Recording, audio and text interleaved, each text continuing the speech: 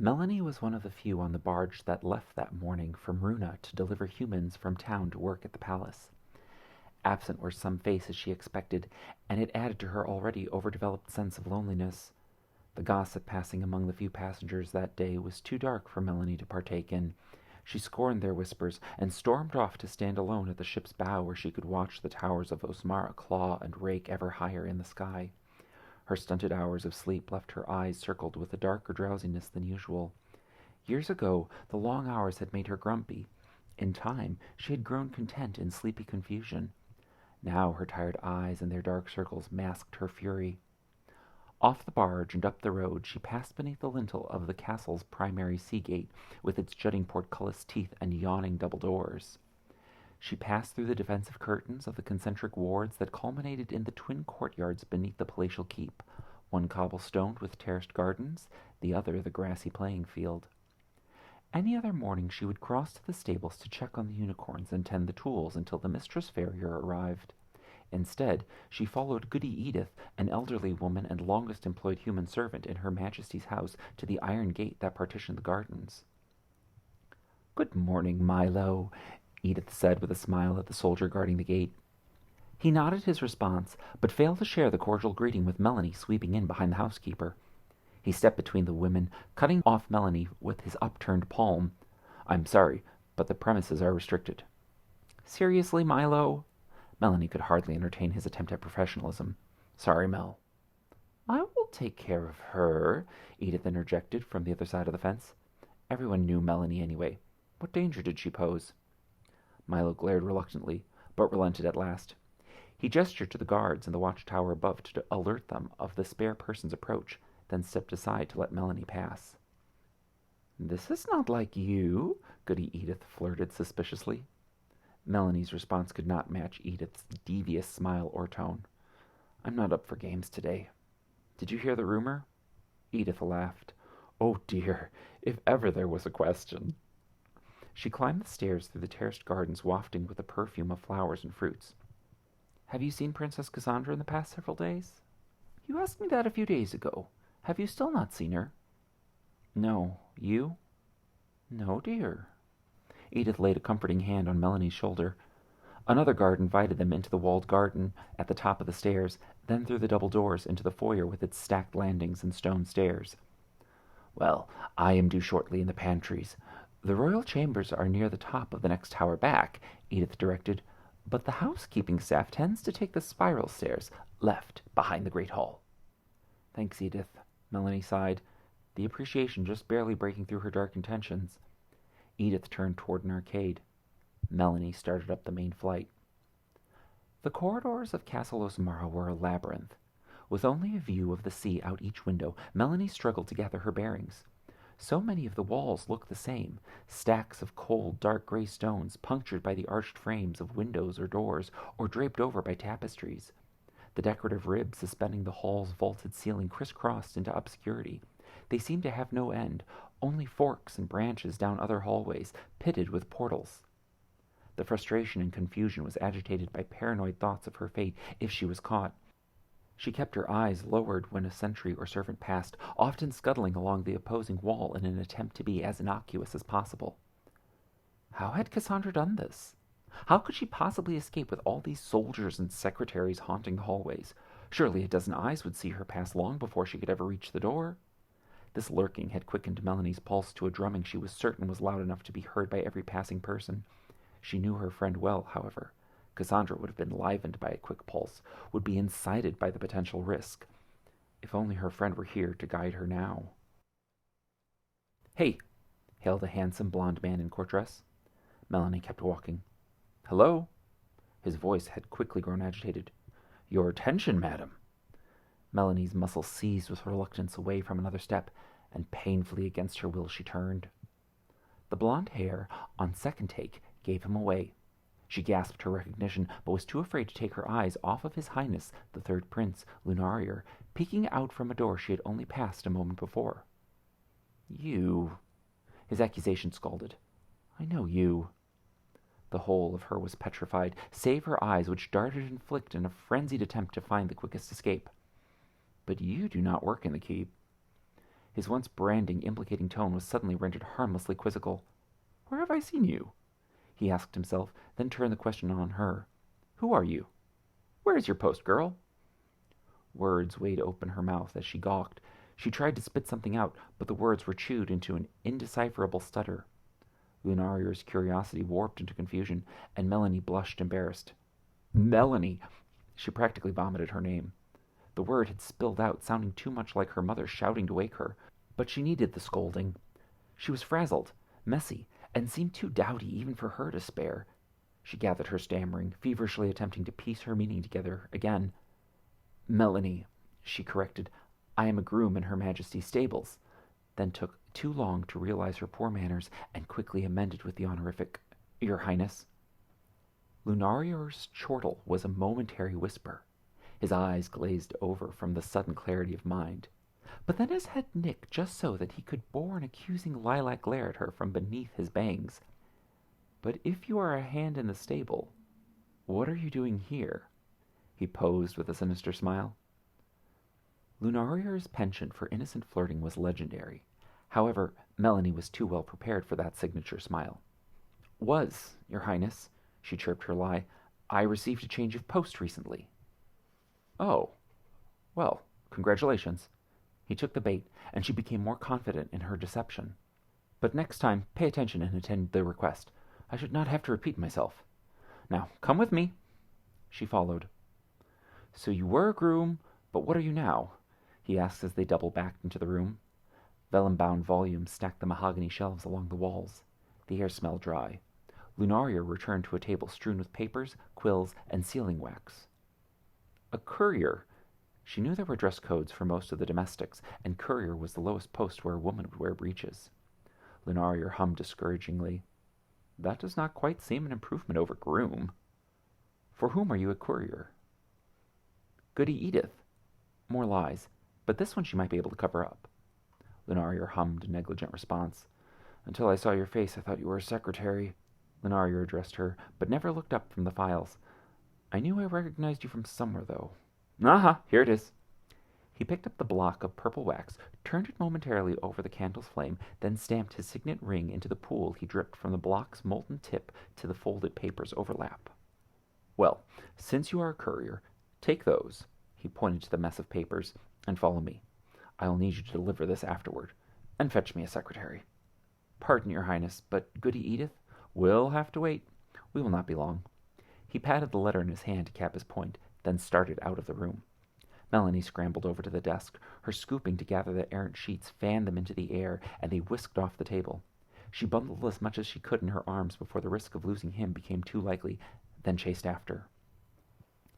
His fast pace was cruel in her pursuit.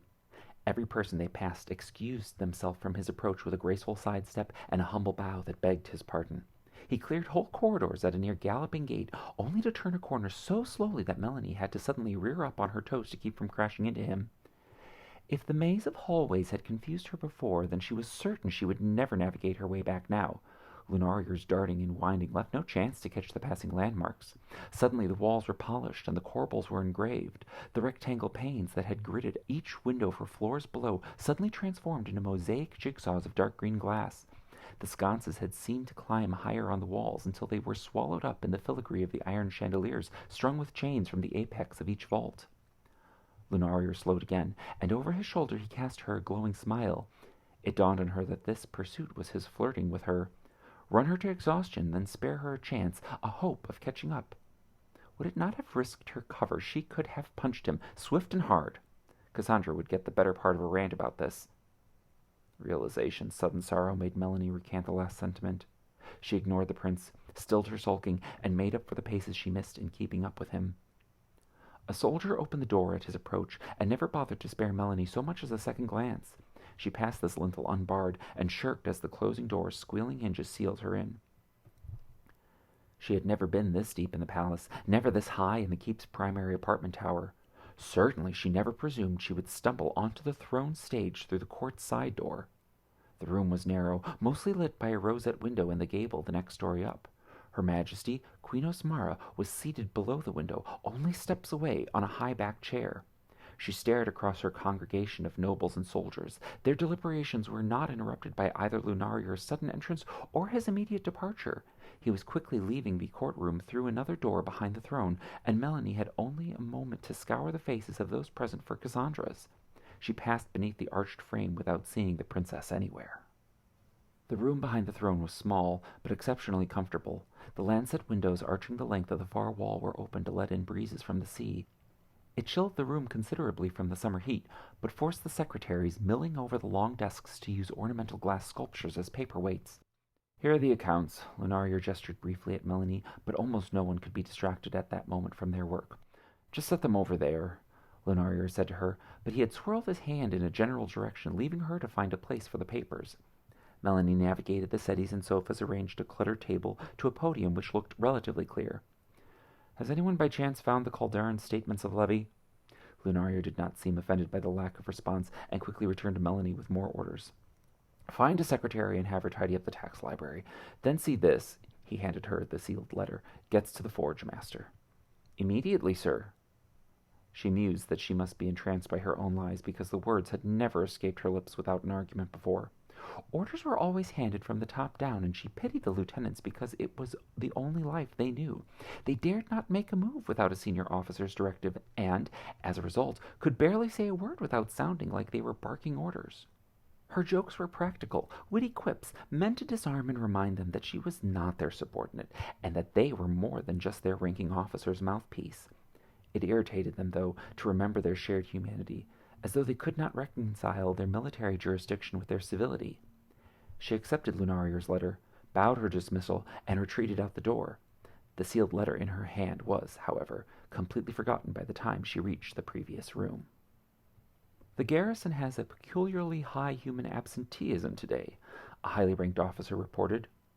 Osmara's lips seemed permanently pursed, disguising any effect this news may have had on her. Merkener scowled from behind the throne, a place even Melanie knew was reserved for the Grand High Vizier. The prince made an excellent attempt at impersonating Nesu, but his presence did not make up for the vizier's absence, particularly as it reinforced Shem's claim. If there was ever first-hand evidence of the story's validity, it would be here, in this room, at this moment. Rumors of the court's normal proceedings were cross-referenced in her mind as she scoured for the truth. Cassandra was nowhere to be seen. The vizier was absent. Terracon was not sitting against the back of Osmar's throne, fingering through the book of human fables the way it was always said he did. There was an innocence in her image of the captain reading that was missing from this room, and more than any other feature, it was this image that validated Shem and justified her outburst. "Where is Cassandra?" She was beside herself. Instinct and anger had replaced reason or manners. Standing on the stage, only feet from the throne, left no one between the stable hand and the queen, and Melanie's question was a back-rank checkmate. The queen's gasp and glare betrayed her, and acknowledged that the game was done. Distraction had choked the entire court quiet, and they stared in disbelief at the familiar but unrecognizable face turned furiously toward the queen. "Where is she?" Melanie growled again, louder. "What is this? Who are you?" shouted Merkener as he rounded the throne to intercede. Melanie threw the letter violently to the floor. "Where is she?" She shouted her demand with damning indication. "What?" Lunarier had come to the door, distracted by the commotion in the courtroom. "What is it?" "Arrest her!" Merkener's tone grew from revulsion to a crackling blister. "Arrest her immediately!" "Answer me!" she shouted, and raised a clenched fist at the elder prince. Her hand never launched the punch, however. Her shoulders seized from her control, then her footing was swept from beneath her. Her body lurched and heaved painfully against her demands until she knelt in submission of Merkener's crippling will flooding over her. An older witch in full armor was suddenly behind her, latching her wrists in iron cuffs. Merkener relieved the tension and released Melanie's movements to the restriction of the chains. The armored witch pulled Melanie up, one hand on the cuffs, the other in Melanie's hair. Her scalp burned. Her feet submitted to the pain, eagerly trying to catch up with the general dragging her off. This pain, however, did not match the pain in her heart, breaking as it understood Shem's rant, believed his story, as she accepted Cassandra's death. "Cassandra is dead!" She screamed it. "Cassandra is dead!" She screamed it with all her breath until it was just a whisper wheezing out of her clenched throat. "The Hexen Princess is dead." The hard drag of the old witch in full armor suddenly eased, almost releasing Melanie to the pain of her heartbreak alone. She did not pull Melanie on, but stood still, soaked in, and tried to decipher a meaning out of Melanie's sobs as they echoed in the tall throne room.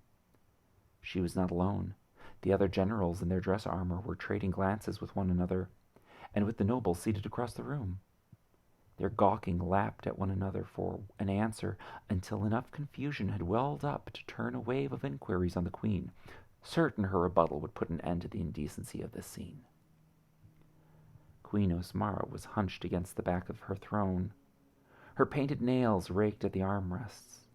Her arms quaked as she pushed herself back as far as she could from Melanie, from her screams, from her words. Her breath slipped silently from behind quivering lips until it grew into an audible stammer, then almost into words. "Who?" It was almost a question. "I knew it!" Melanie's cry pierced the air. "You know it! She is dead! The Hexen house is dead!" Nobody interrupted. They waited to hear this claim. "She died, and you are hiding it. Terracon and Nasu and Draco and Cassandra are all gone, and you are hiding it from us. Tell the truth." With each claim, Osmara arched a little higher out of her chair, and now she stood before the throne, her hands clenching behind her to catch her just in case she might fall. The attendants turned their attention again from Melanie to the queen. Her majesty drowned in their overwhelming anticipation, and she spared a breath only to bubble out, "Inter her in the dungeons for questioning." The calm delivery of the order carried with it a gravity that coalesced in one grand gesture every general, noble, and secretary present. Instinctively they stepped to intercede and defend the queen, and joined with her to stare Melanie down with a dismissing and disqualifying defiance. The general took her cue. She ripped at Melanie's scalp, dragging her out of the courtroom through its primary double doors. Melanie did not feel pain any longer. The heels of her kicking boots scraped at the tile floor, flailing and failing to support her weight. "She is dead, Osmara. Shem came back. Shem told us, Osmara. She is dead." The last lines faded into echoes down the distant halls. "Shut your mouth," the general barked, pushing Melanie's head forward as she released her hair. The general drew a knife and dug the point against Melanie's spine, using the threat of its razor edge to drive Melanie through the most direct route out of the castle. The sentries they passed were directed to flank the general and escorted them across the courtyards back to the armory tower. Melanie choked on tears as they passed the stables. Beneath the portcullis-cut lintel of the armory tower, cool shadows swallowed them into the siege weapon garage. Absent-minded and occupied soldiers grew distracted at the sight of the tomboy stable-hand being dragged in by a general. "Get me Captain Karsak immediately." The Order of Mercedes were currently employed as the castle's primary defensive garrison, and Karsak, as its currently attending captain, was charged with overseeing the dungeon. An older, mustached soldier ran up the stairs and returned shortly with the blond, hawk-browed captain. "Inter her for questioning," the general commanded, and Karsak traded with her hold of Melanie's cuffs. The general stalked off, and Karsak pressed Melanie on toward a small door tucked in a darkened corner. "Maester!" Melanie recognized the soldier whom had fetched Karsak. "It is true!" "Quiet!" Karsak ordered, and guided her through the door and down a dark spiral stairwell.